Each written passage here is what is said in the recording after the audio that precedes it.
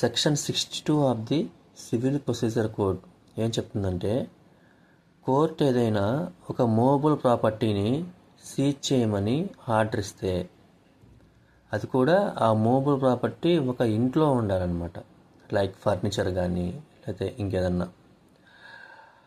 ఆ సీజ్ చేయాల్సిన ప్రాపర్టీని అటాచ్ చేసే ఆఫీసర్ కొన్ని రూల్స్ ఫాలో అవ్వాలి.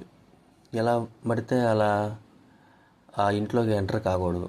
ఆ రూల్స్ ఏంటంటే, ఫస్ట్ రూలు, ఆ ఆఫీసర్ అనేది after sunrise before sunset మాత్రమే ఆ ఇంట్లోకి ప్రవేశించాలి. అంటే సూర్యోదయం తర్వాత సూర్యాస్తం ముందల మాత్రమే ఆ ఇంట్లోకి ప్రవేశించాలి. అది ఫస్ట్ కండిషన్. సెకండ్ కండిషన్ ఏంటంటే, ఆ ఇంటి వద్దకు వెళ్ళినప్పుడు డోర్స్ పగలగొట్టి ఇష్టం వచ్చినట్లుగా లోపలికి వెళ్ళిపోకూడదు. With prior permission of the house owner తీసుకొని వెళ్ళాలి. లేదు ఆ హౌస్ ఓనర్ కొంచెం గట్టిగా మాట్లాడి ఇంట్లోకి ఎంటర్ చేయనీయకపోతే అప్పుడు మనం డోర్లు పగలగొట్టైనా వెళ్ళొచ్చు. అది ఎలా చెప్తుంది? No outer door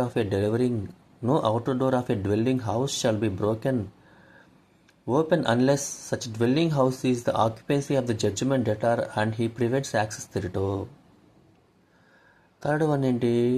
before entering a dwelling house is in occupation of a woman, the person executing any process under CPC shall give notice and liberty to such women to withdraw, allowing reasonable time and facility for withdrawing, simultaneously taking every precaution to prevent clandestine removal of the property liable to be seized.